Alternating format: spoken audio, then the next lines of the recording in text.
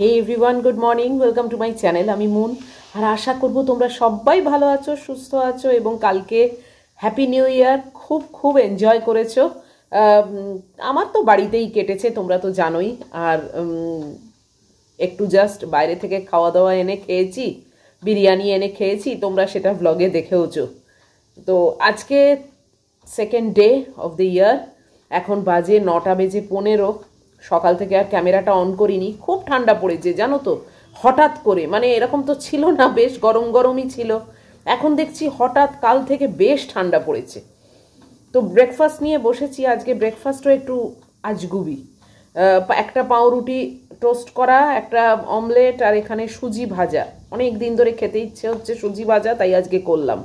আর রান্না বান্না সব পাট শেষ, কেননা সেখানে রান্না কিছুই করিনি বলতে গেলে। আলু সেদ্ধ, মূলো সেদ্ধ, মুসুর ডাল সেদ্ধ আর ডিমের পোচ এই রেডি করা আছে। কালকে যেহেতু সকাল বিকেল বিরিয়ানি খেয়েছি, মানে সকাল রাত আর কি, তাই জন্যে আজকে একদম টেনে ওটাকে বয়েলে নামিয়ে দিয়েছি, একদম শুধু সেদ্ধ,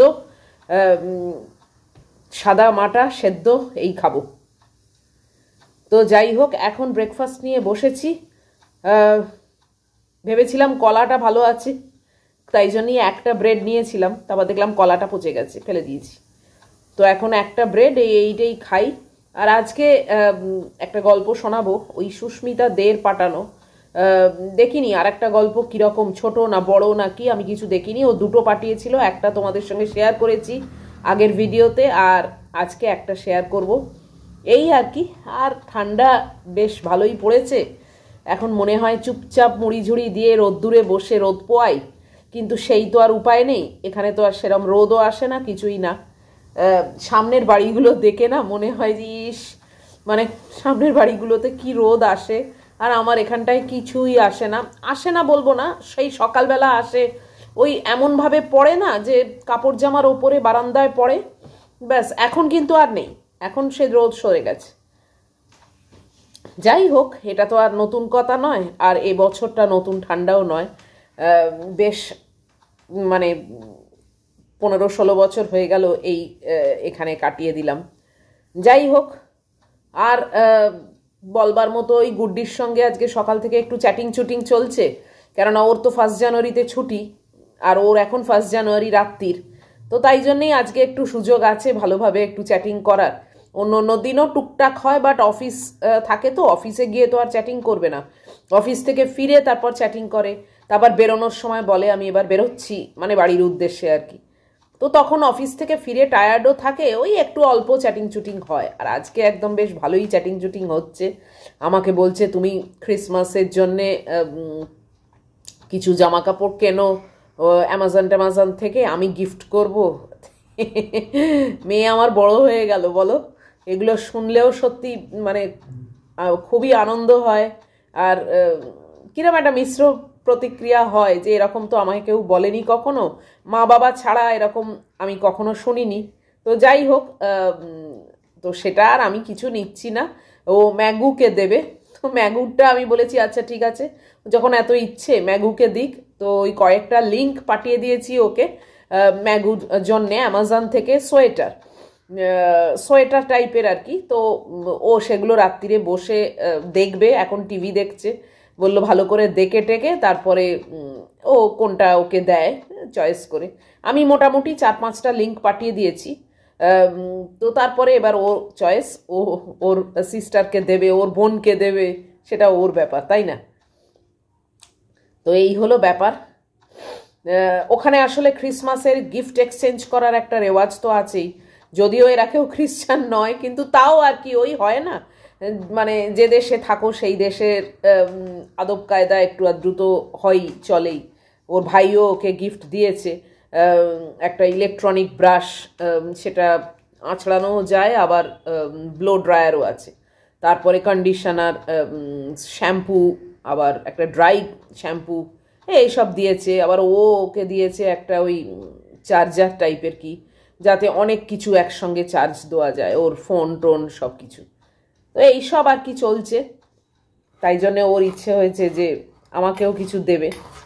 আমি আর কি নেবো বলো, এই তো নাইটি অলরেডি কিনে নিয়েছি, শীতের নাইটি, উলেন, উলেন এগুলো বলে জানো, কটসুল বলে কিনলাম, বাট কিছুই সেরকম গরম হওয়ার মতো কিছু না, সাধারণই একদম, একটু মোটা কাপড়েই যা, প্রকৃত অর্থে যে কটসুল সেটা কিন্তু এটা নয়। দেখে মনে হয় যে হ্যাঁ খুব গরম কটসুল, আর লেখা আছে উলেন, ফালতু কিচ্ছু উলেন টুলেন নয়। তো আমার এখন কিছু কেনার প্ল্যান নেই। এখন আমার উপস্থিত কী বা কিনবো, আর কিনেই বা কোথায় যাই, শুধু শুধু জমা করে রাখার কোনো মানে হয় না। ওই জন্য আমার কিছু প্ল্যানের ব্যাপার নেই, ও ম্যাগিকে দেবে, ম্যাগির জন্যেই দেখি কি পাঠায়। কি পাঠায় মানে সোয়েটারই পাঠাবে, আমি লিঙ্কগুলো দিয়েছি, তার মধ্যে থেকে ও কোনটা চয়েস করে দেখি, এইসব আর কি। যাই হোক, এইভাবেই মেয়েকে দেখতে চেয়েছিলাম আমি, যে আমার মেয়ে চাকরি করবে, নিজের পায়ে দাঁড়াবে, একদম সেলফ সাফিসিয়েন্ট, সব দিক থেকে থাকবে।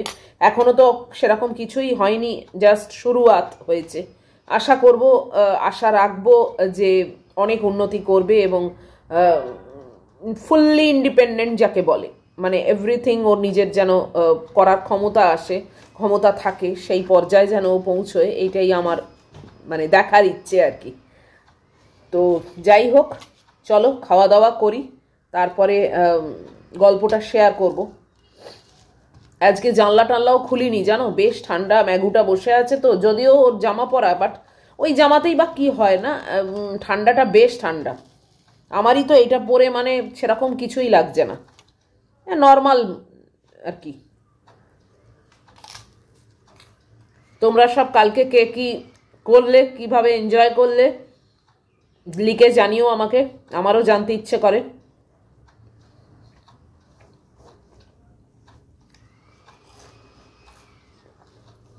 চলো খেয়ে নি, আজকে হেয়ার ওয়াশ করবো না, এই ঠান্ডায় আমি প্রত্যেক দিন হেয়ার ওয়াশ করি না।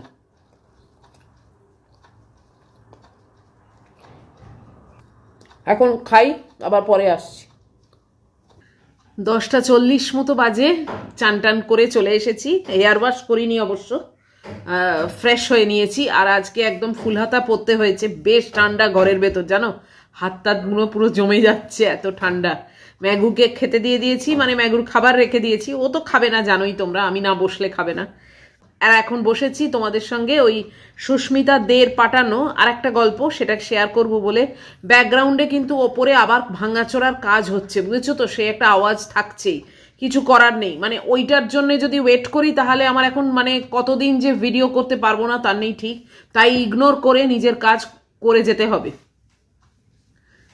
তো চলো, এটাও একটা বেশ ভালো গল্প মনে হচ্ছে, যদিও আমি কিন্তু পড়িনি, তোমাদের সঙ্গেই আমিও পড়বো। ওই যে আওয়াজ হচ্ছে, কি করব বলো, চলো শুরু করছি। কই গো বৌদি, ডাকো তোমার ছোট বউকে, সেই সকাল থেকে এসে বসে আছি সমুর বউয়ের মুখ দেখবো বলে। রান্নাঘর থেকে শুনছে বৃষ্টি, ঘড়িতে সন্ধে 7:30 বাজে, এখন আবদার হয়েছে পেঁয়াজি খাবে, চা আর পেঁয়াজি। এই সময় মেয়েটাকে একটু নিয়ে বসে বৃষ্টি, ক্লাস 5, নামকরা ইংলিশ মিডিয়াম স্কুলে পড়ে তোতা, এখনো বৃষ্টি নিজেই পড়ায়, শুধু শুভ অঙ্কটা দেখিয়ে দেয়, বাকি সব বৃষ্টিই দেখে। গ্র্যাজুয়েশন পাশ করেই বিয়ে হয়ে গিয়েছিল বৃষ্টির, তাই এর বেশি আর পড়া হয়নি ওর, ইচ্ছেও খুব ছিল না। সদ্য বিয়ে হয়ে বৃষ্টির তখন ভীষণ মজা, এত বড় বাড়ি, শ্বশুর শাশুড়ি দেওর বর সব যেন মাথায় তুলে রেখেছিল বৃষ্টিকে।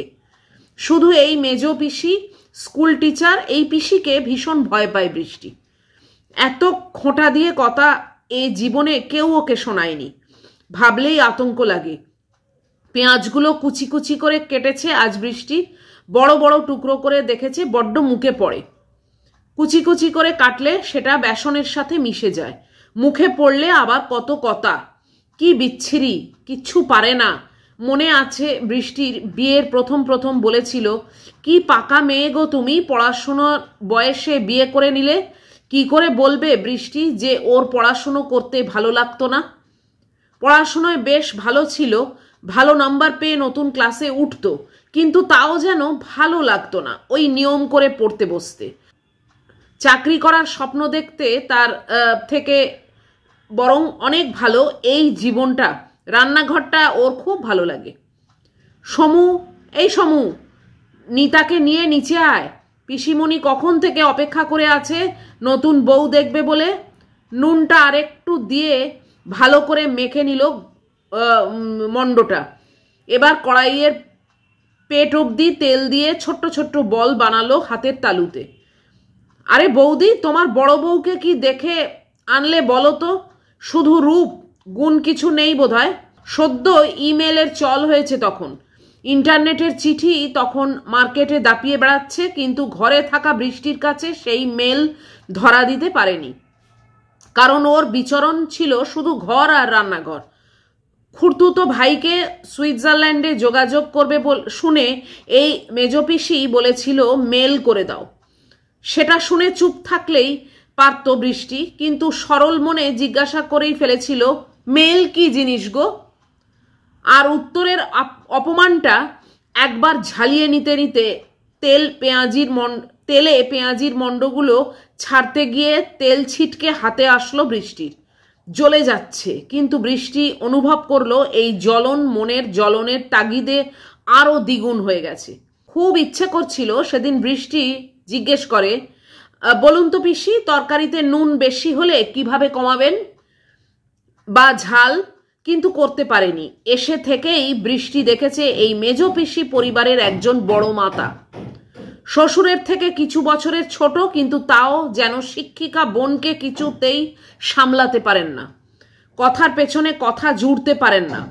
অবিবাহিত এই বোন একা একটা ফ্ল্যাট নিয়ে থাকেন বাগুইহাটিতে। গাড়ি বাড়ির পশা কম নাকি, তাই যখন উনি আসেন দিন 15 মতো বৃষ্টির এই শ্বশুরবাড়িটা কেমন হস্টেল হয়ে যায়। পেঁয়াজিগুলো ভাজতে ভাজতেই চায়ের জল বসিয়ে দিল বৃষ্টি। ফ্লেভার্ড চা, দুধ চা, গ্রিন টি সব রকম বানাতে হবে। পিসির জন্য স্পেশাল মকাই বাড়ির চা। ঘরে এখন মস্ত আড্ডা চলছে। বৃষ্টির শ্বশুর শাশুড়ি, বর, পিসি, তোতা, আবার এক্ষুনি আসবে সমু আর পালক।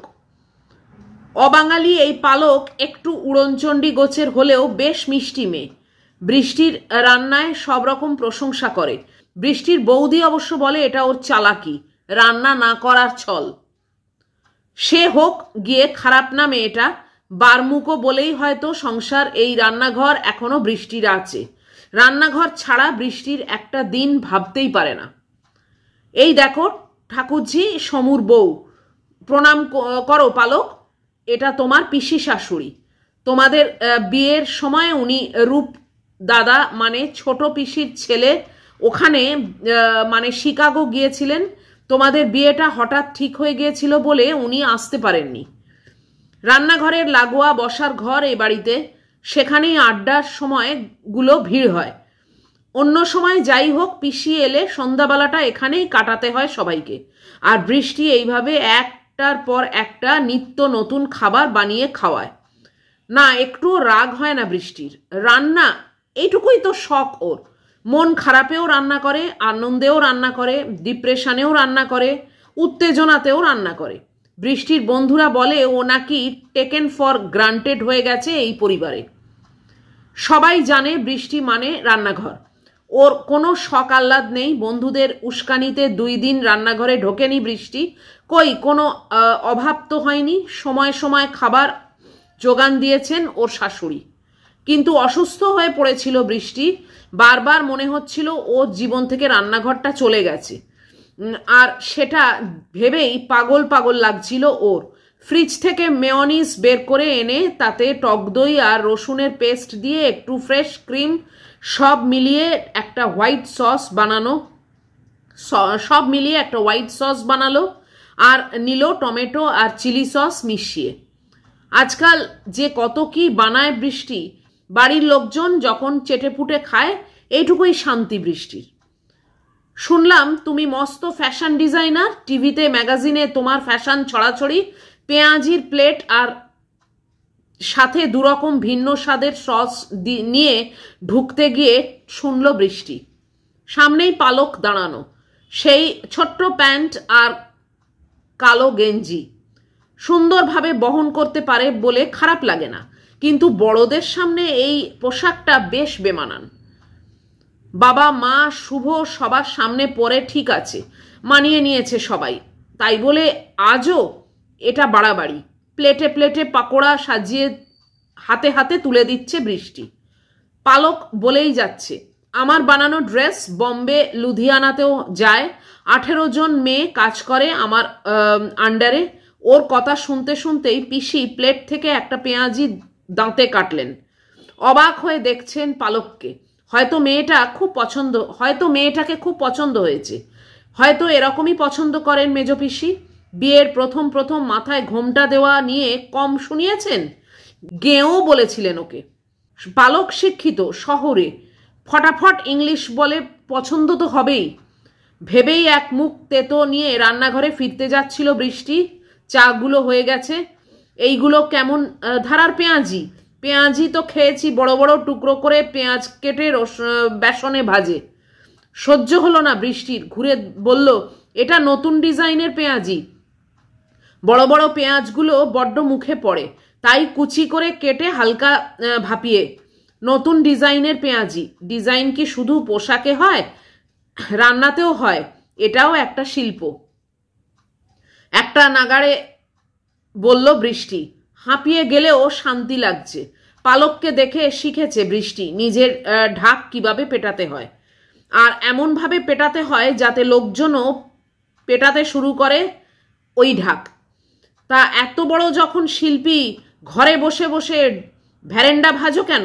ফুড ব্লগ, বৃষ্টির রান্নাঘর হোক, তবে তো বুঝবো শিল্পের গুণ।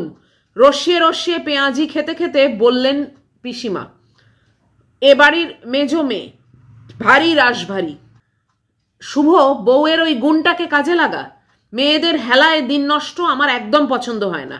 বয়স কালে কোমর ব্যথা নিয়ে ল্যাংড়াতে ল্যাংড়াতে কি উত্তর দেবে, কি করে কাটালো সারা জীবন? শ্বশুর শাশুড়ির সেবা করে, বাচ্চা মানুষ করে, বরকে অফিসে ভাত দিয়ে। বৃষ্টি থমকে দাঁড়ালো। কি বলছে এসব পিসি? এরকম তো অনেক ভেবেছেও। রান্না করবে, ফেসবুকে রেসিপি দেবে, লোকজন প্রশংসা করবে, কিন্তু ভাবনাই সার। এই যে তোর মা কি সুন্দর ঠাকুরের পোশাক বানায়, কত বলল বাড়ির সামনের গ্যারেজটায় ডেকোরেশন করে এগুলো নিয়ে বসো। শুনলো বরের থেকে হাত পেতে টাকা নেওয়ার অভ্যাস রপ্ত করে ফেলেছে যে। ভয় ভয় দেখলো বৃষ্টি শাশুড়ির দিকে। না, একটুও রাগ নেই, বরং দাঁত বের করে হাসছেন। আমি শিকাগো গিয়েও বললাম এই মেয়ের রান্নার কথা। ওর উদাহরণ দিয়েই রূপের বউয়ের গানটা শুরু করালাম। কেমন মেয়ে, অমন ধারালো গলা, দস্যি ছেলের পেছনে চিৎকার করে নষ্ট করছে। দু চোখে দেখতে পারি না আমি এরকম সৃষ্টি ছাড়া। পিসি বলেই যাচ্ছেন, আর তার জন্যেই মনটায় সুন্দর ঢলমলে রোদ উঠেছে বৃষ্টির। পালক রাগ করলো কি? কিছু কথা আজ বৃষ্টি পালকের বিপক্ষে বলে ফেলেছে, তাই খারাপ লেগেছে। একটু পাশ কাটিয়ে চলে যাবে ভেবেও চোখ পড়ে গেল পালকের দিকে। লজ্জা লাগছে বৃষ্টির। এই 3 মাস মেয়েটাকে দেখছে বৃষ্টি, একদমই খারাপ নয়। আর যাই হোক, বৃষ্টির রান্নাঘরে ওর কোনো উৎসাহই নেই। বৃষ্টি ভালোবেসে যা দেয় সোনা মুখ করে তাই খেয়ে নেয়, এইটুকুই তো চায় বৃষ্টি। বৃষ্টি চোরের মতো তাকালো পালকের দিকে। পালক টুক করে একটা চোখ টিপে দিল। বৃষ্টি বড় বড় চোখ করে তাকালো। ভয়ে ভয়ে দেখলো পিসি দেখেছে কিনা। না, উনি তখন ব্যস্ত শুভকে বোঝাতে। একটা কিছু কর মেয়েটার জন্য। কখনো যেন মনে না হয় ও হাঁপিয়ে যাচ্ছে। একটা পরিচয় হোক, এই যেমন ধর বৃষ্টির পাঁচফোড়ন বা পাঁচফোড়ন, বাহ দারুণ নাম তো। ওনার মতো পাঁচফোড়নই, রাগী, বদমেজাজি, অহংকারী, প্যাঁচালো মন, কিন্তু যত্নশীল। সোনালি তেলে পাঁচফোড়ন ছাড়লে যেমন ঘিঞ্জি লাগে দেখতে, কিন্তু মিষ্টি গন্ধে রান্নাঘর ভরে যায়। পিসিও ঠিক সেই রকম পাঁচফোড়ন। বৃষ্টি চলে গেল রান্নাঘরে। 1 কাপ স্পেশাল মকাই বাড়ির যত্নশীল চা ওনার শান্তি, আর সেটা দেবে এই বৃষ্টি, কারণ বৃষ্টিময় আকাশে রোদ তো উনি এনে দিলেন। গল্পটা শেষ হলো।